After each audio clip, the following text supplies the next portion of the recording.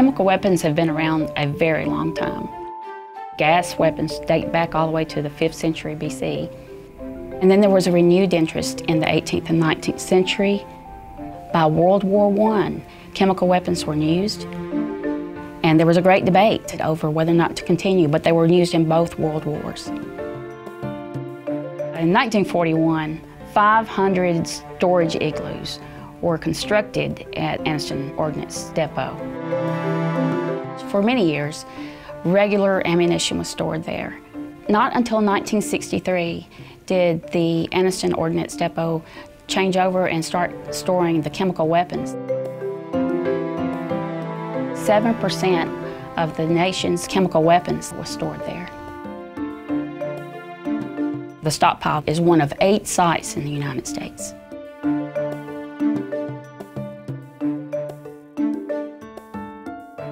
At the time, the main thing we were fighting was base closure, the Battle of Fort McClellan.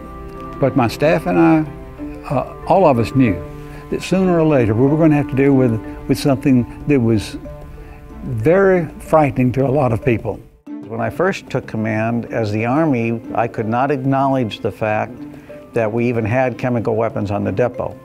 Yet, of course, I had 1,000 employees who went home every night, who worked on the depot, that knew they existed. So it was really a precarious position that we were put in. This is something that we have to control. It's not optional. We cannot allow these decaying canisters to continue even though they're in an igloo, because the potential for catastrophe was just too great. It has been safely stored since 1963. There is a very well-trained professional group of employees at the Anniston Chemical Activity who are dedicated to the safe storage of those munitions. In storage in those igloos are landmines, missiles, munitions containing VX and GB nerve agent and HD blister agent.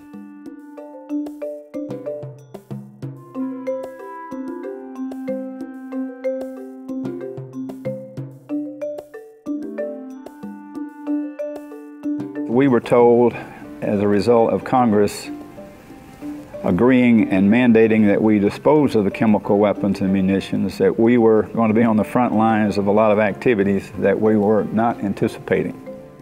Can you imagine being that local emergency manager who wakes up at 4 in the morning and says, maximum protection? That's what Congress told me I had to have, was maximum protection for my public.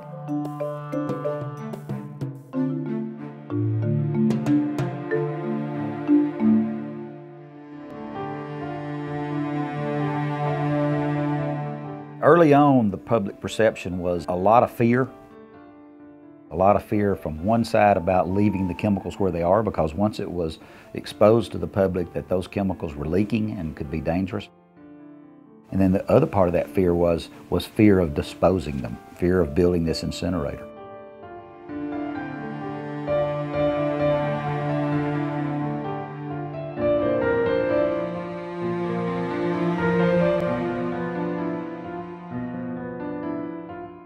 A lot of the discussion then, community-wise, went to, okay, they're going to do this, what all can they do to help protect us during the process? We had a lot of unique challenges that basically were people living very close to the fence line at the Anniston Army Depot.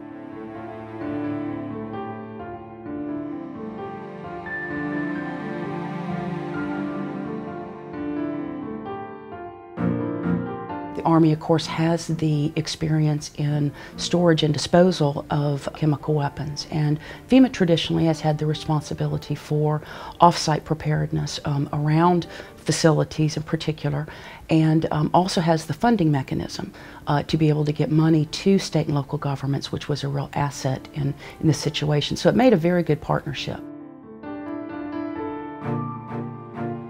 Traditionally, before CSEPP, Army was not a good communicator with the off-post community.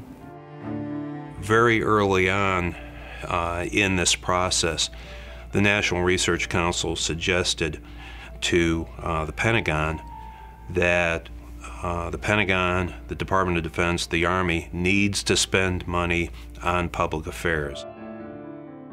It was the basis for a very strong bond between the two, because we couldn't exist without the outpost community, and they couldn't train or respond without knowing what they were dealing with, and that was our responsibility. Most of the challenges in the early days were more or less defining what was to be the program with our state and federal partners. When I first arrived on scene in '89, there was no program. The greatest challenge was to get people to understand what emergency management was, that it was just not only something that somebody or an agency that you called or depended on to tell you that there was a tornado coming, that there were a lot of other hazards that our county was vulnerable to that needed to be addressed. In the early days, we had what were known as CSEPP quarterly task group meetings. And these were meetings where you had one group of Army officials that would come in together, and you had your federal FEMA folks and then your state folks. It's as if everyone was carrying a different flag based on their particular agency organization that they represented. The requirement on the local elected officials who are responsible, who still are responsible for emergency management, was that they had to provide maximum protection. And I underline the word maximum. It's about ensuring the maximum protection and the safety of the outpost community as well as the workers within the Army that are physically doing the work. The communities were required to make a protective action decision within a very limited amount of time in order to achieve the maximum protection. And there were certain things that had to be available in order to do that.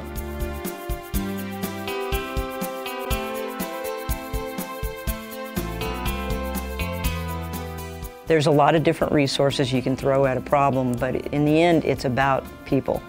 It's about getting those folks to team together and really believe that each of us had a role, each of us had a responsibility, and each of us could make a difference.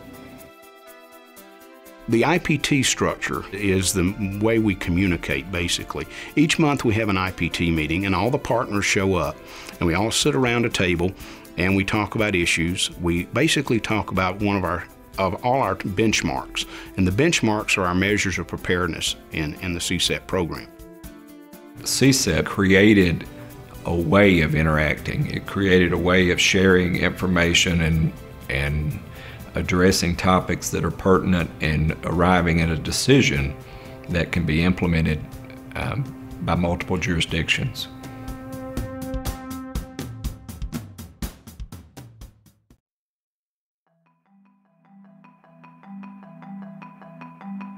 We had good all generic emergency plans, we thought, but soon as we got into this, we were given standards and criteria that we had to plan against to meet in order to have this maximum protection under the law. If you're going to deal with something that's going to come off of Anderson Army Depot, the first thought is it's going to come off, it's going to impact the territory, the geography. How are we going to designate what it impacts? And you had to identify certain portions of the area that would be immediately affected within seconds or minutes, and then another part of the area that would be affected maybe later with perhaps less dangerous consequences. What the state thought was that there are a finite number of happenings that can take place with regard to a 40-degree wedge that egresses off the depot in 1 kilometer increments and can swing on an arc in 1-degree increments around the compass rose.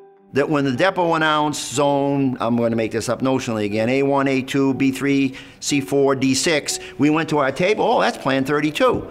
The problem was we didn't have any way of broadcasting it. Every entity within the county had a separate UHF radio system. Most of them were not compatible, so we needed a county-wide communication system. Automation, it didn't exist. In the automation arena, the CSEPP has been pretty robust in redefining what information technology is in emergency response, not only from the ability to model vapor and aerosol releases and to communicate that information from on-post to the off-post community, but also as far as automated planning systems that were put in place in the early days that helped us organize and quickly retrieve emergency plans that were geared specifically towards the emergency that was being experienced at the time.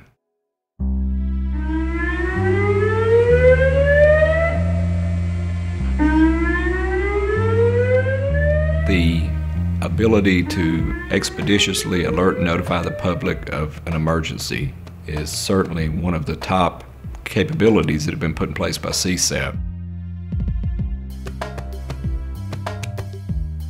We could put the sirens in the state forest, but the state EOC didn't have communications capability to efficiently trigger them.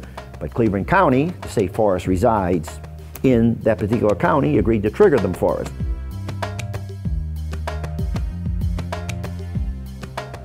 Because of CSEPP, we were able to give our citizens that indoor warning device that did wake them up at night to get them in a safe place.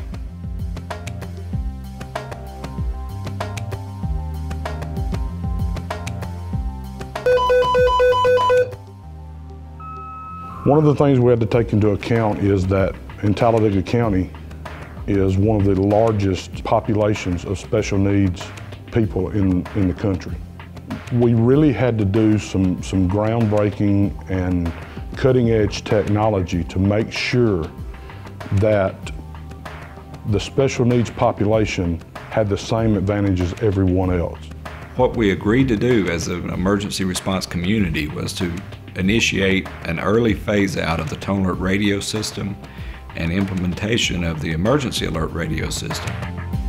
Every citizen, every business, every school, church, they were offered the opportunity to receive an emergency alert radio that could be placed in their home or business and know what the current weather situation is, know what the current emergency is. There's over 150,000 of them that have been put out there into homes. Okay, and that's a great benefit because that's something that's a legacy that can be left behind that's for the citizens. And we were able to do all that and still recover a cost savings over what it would have cost to have merely maintained the tone alert radio system.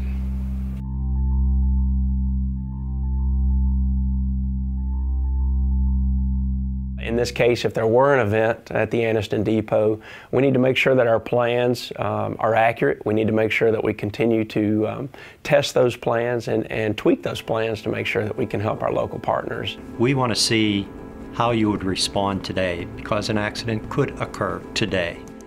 First exercise that we had, we were using the chairman of the county commission's office with one phone that was shared by about 15 different people, and it was just a total disaster. And I said, our organization learned a great deal from this, and we intend to work better with everybody involved to enhance our capabilities.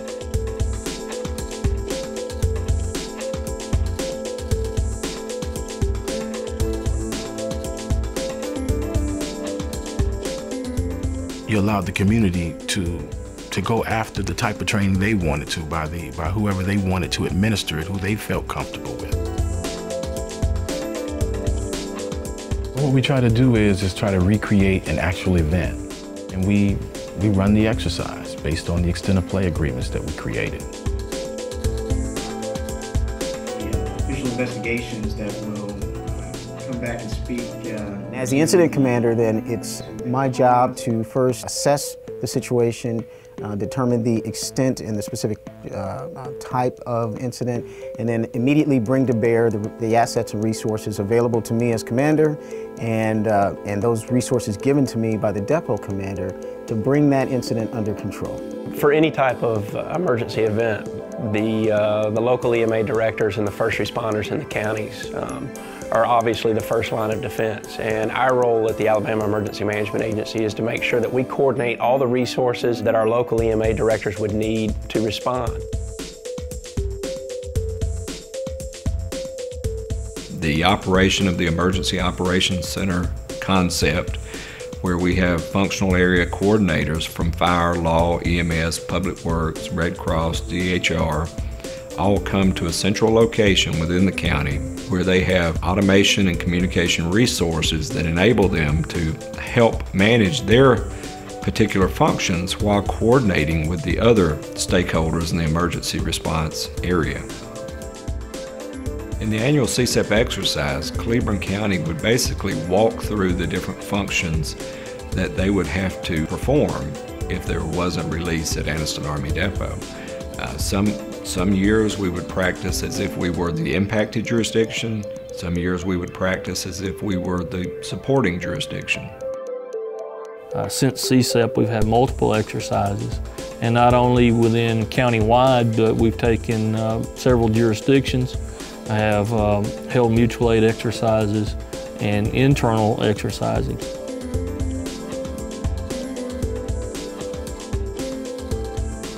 The American Red Cross actually works in the relocation planning, and we actually go through our exercises of where we look at setting up reception centers and then being able to shelter people that may not have family outside of the affected area. So the Red Cross would set up a shelter for those individuals. Of course, most every exercise will have a report generated that will involve corrective actions, an improvement plan by that jurisdiction. One of the precepts of the CSEPP exercise program is that CSEPP trains responders in the different CSEPP jurisdictions to serve as evaluators in a peer evaluation role.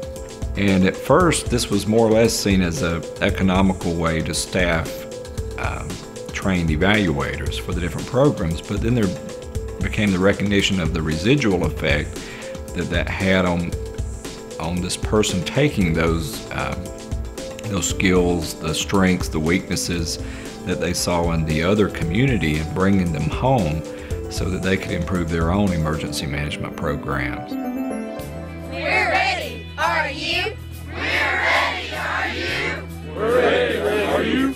Emergency preparedness begins with you. Of course, early on the challenge was to keep the public informed that the process that the federal government had put into place to eradicate these dangerous weapons was safe. I mean, people want to know, how can I protect my family? I think probably one of the biggest accomplishments was when we formed our Public Information Working Group and we began to work with the state EMA to do a site-wide public information campaign. Susan O'Connor joins us to discuss what to do in the event of a chemical emergency. Jill, our local EMA is hard at work helping us to be prepared for any emergency. The entire Alabama site worked to put educational materials into all of the schools within our 6 counties. We always said if we educate children, they'll take it home to the parents, and they're probably our best public information officers. If a disaster struck Cleburne County, would you be ready? Have you made a plan? Do you have a 72-hour disaster supply kit? Seeing the ads on TV, listening to the ads on radio, I know that CSEPP was in the forefront of people's minds. I know it was all over the place. And I would talk to people that live in the community, and they say things like EMA, and they understand what EMA is. One of the central points of our public information education program was to encourage people to develop their family emergency preparedness plans, where they look at the risks, the threats that could possibly impact them, such as CSEPP, severe weather, house fires, all of those disasters that they could experience as a family, and go ahead and make plans about how they would respond.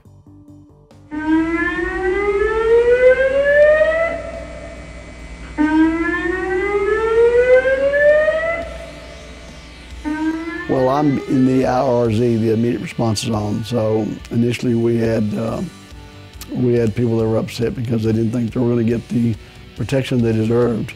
We learned how to stay in your house, get the duct tape out, get the plastic, and do those type things. And initially a lot of people rejected the idea, but I think it was the best idea that we could come up with. That was probably an unprecedented program and the first time that had really been tried anywhere, and I think A lot of planning and forethought went into that, particularly in the 2 IRZ counties where people were most at risk.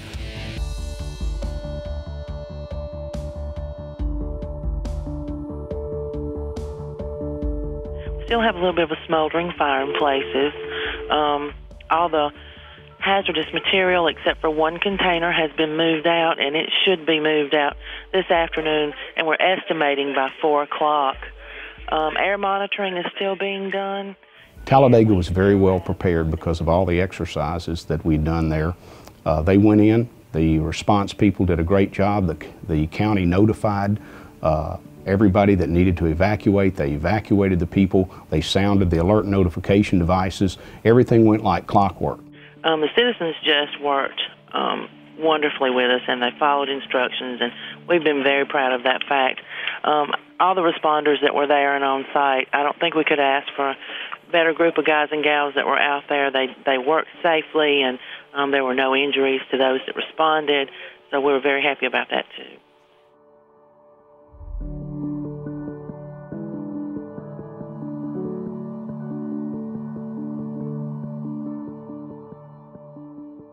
At the point that we had been working in the program for a number of years, but at the moment that I came up over the hill and saw the incinerator under construction, the building was almost completed, really brought home to me at that moment the emotion that we were on the path to complete. We'd done a lot to that point, but it was really striking for me. And once I knew that everything that we had discussed had been implemented, and it had not only been implemented, but there was a redundant plan and another plan behind it. Once they convinced me of that, then you get to the point that you say it has to be done.